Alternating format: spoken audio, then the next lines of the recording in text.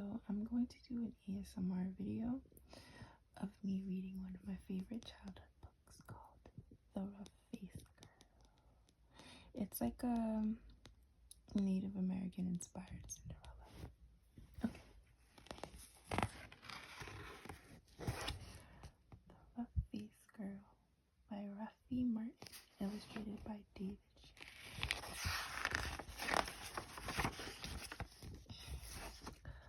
Once, long ago, there was a village by the shores of Lake Ontario.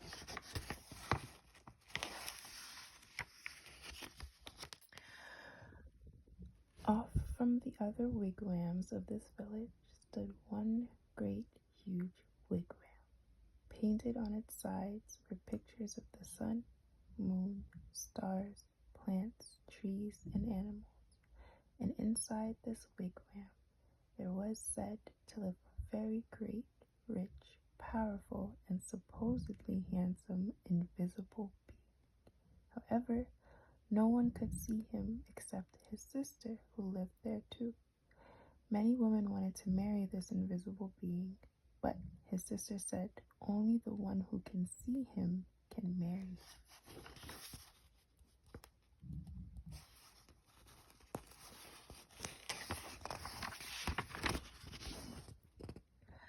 Now, in this village, there lived a poor man who had 3 daughters.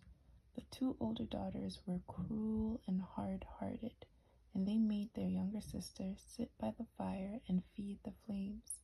When the burning branches popped, the sparks fell on her. In time, her hands became burnt and scarred. Her arms, too, became rough and scarred. Even her face was marked by the fire, and her beautiful long black hair hung ragged and charred.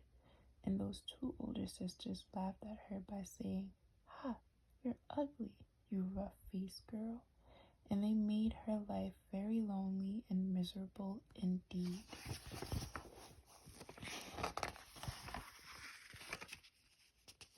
One day, these 2 older sisters went to their father and said, "Father, give us some necklaces. Give us some new buckskin dresses. Give us some pretty beaded moccasins. We're going to marry the invisible being." So their father gave them these things. Dressed in their finest, the 2 girls marched through the village. All the people pointed and stared.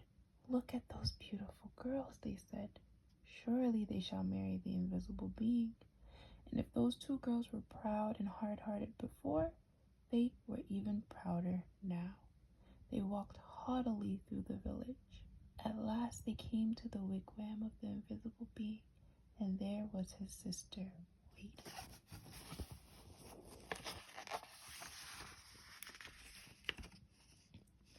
"Why have you come?" she asked. "We want to marry the invisible being," they answered. "That's why we're here." "If you want to marry my brother," she replied, "you have to have seen him. Tell me, have you seen the invisible being?" "Of course we've seen him," they insisted. "Can't you see how pretty we are? Can't you see the beautiful clothes we wear?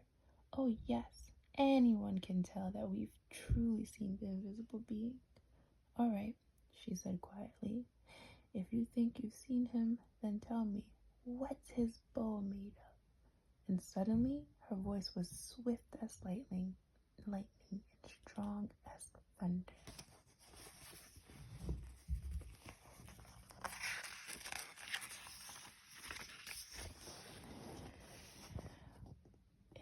His bow?" they stammered in surprise.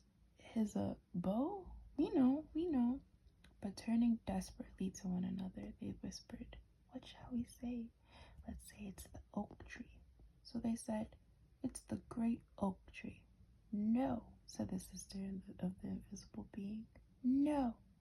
Oh, she saw at once how they lied. "Tell me," she continued, "if you think you've seen my brother, the invisible being, then what's the runner of his sled made of?" We know," cried those 2 sisters. But whispering feverishly again, they wondered, "What shall we say? What shall we say? Let's say it's the green willow branch." "No," said the sister when she heard. "No, you have not seen my brother. Now go home." "Just test us fairly," they exclaimed. "We've seen him. Just don't ask us all these silly questions."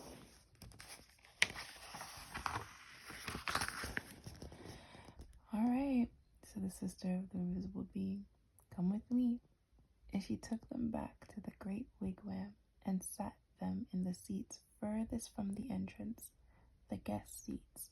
Soon they heard footsteps coming along the path. Then something stepped inside. Though they heard breathing, the two sisters still couldn't see a thing. Suddenly a great bow and a beaded quiver of arrows appeared in the air and were set down. But though those two girls sat there, their eyes wide, all through that night, they never saw a thing more, and in the morning they had to go home ashamed.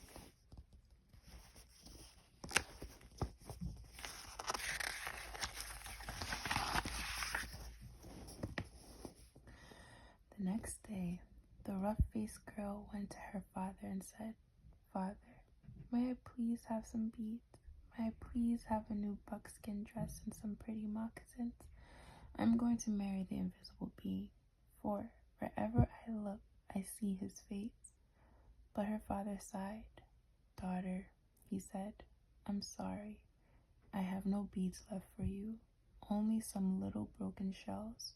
I have no buckskin dress, and as for moccasins, all I have left are my old, worn, cracked, and stretched out pair from last year, and they're much too big." But she said, "Whatever you can spare, I can use." So he gave her these things.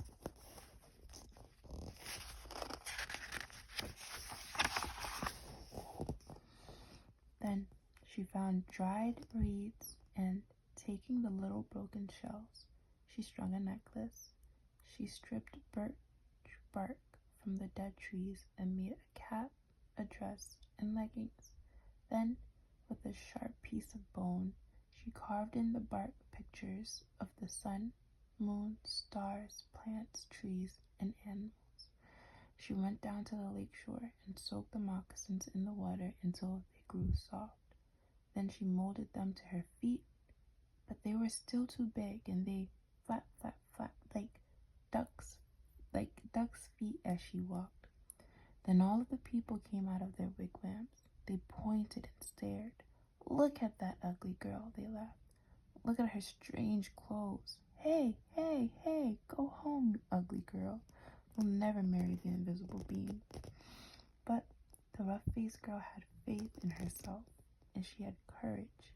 She didn't turn back. She just kept walking right through the village.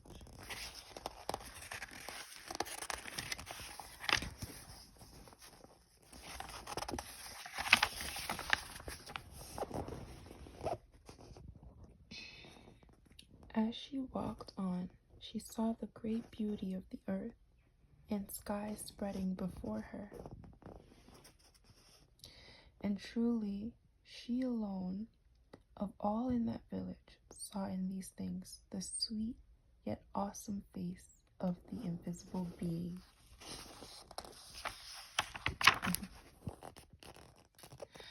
At last, she came to the lake shore just as the sun was sinking behind the hills, and the many stars came glittering out like a fiery veil in the darkening sky overhead. And there, standing by the water's edge, was the sister of the invisible being waiting. Now, the sister of the invisible being was a wise woman. When she looked at you, she didn't see just your face or your hair or clothes. No, when she looked at you, she would look you right in the eyes, and she could see all the way down to your heart. And she could tell if you had a good, kind heart or a cold, hard, and cruel one. And when she looked at the rough-faced girl, she saw at once that, though her skin was scarred, her hair burnt, her clothes strange, she had a beautiful, kind heart. And so she welcomed her dearly, saying, "Ah, my sister, why have you come?" And the rough-faced girl replied, "I have come to marry the invisible being."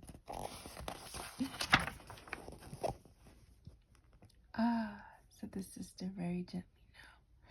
If you want to marry him, you have to have seen him. Tell me, have you seen my brother, the invisible being? And the rough-faced girl said, yes. All right then, said the sister. If you have seen him, tell me, what's his bow made of? And the rough-faced girl said, his bow? Why, it is the great curve of the rainbow.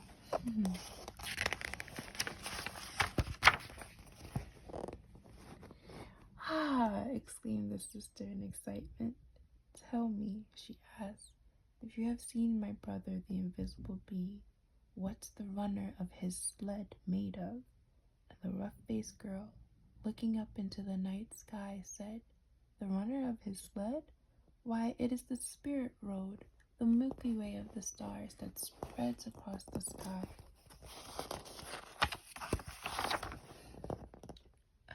Ah, cried the sister in wonder and delight. You have seen him. Come with me.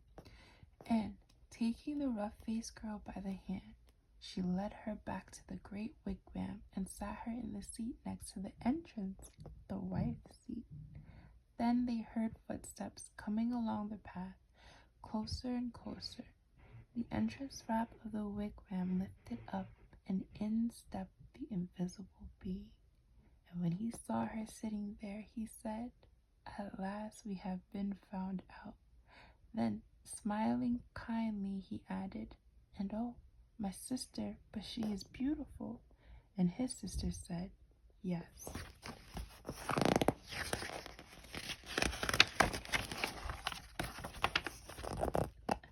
The sister of the invisible being then gave the rough-faced girl the finest of buckskin robes and a necklace of perfect shells.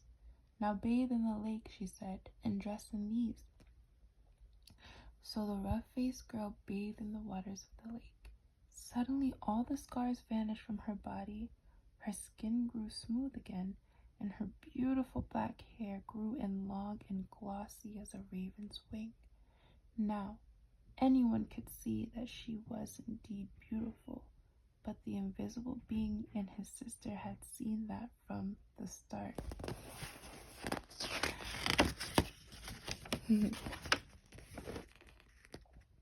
Then at last, the rough-faced girl and the invisible being were married. They lived together in great gladness and were never parted.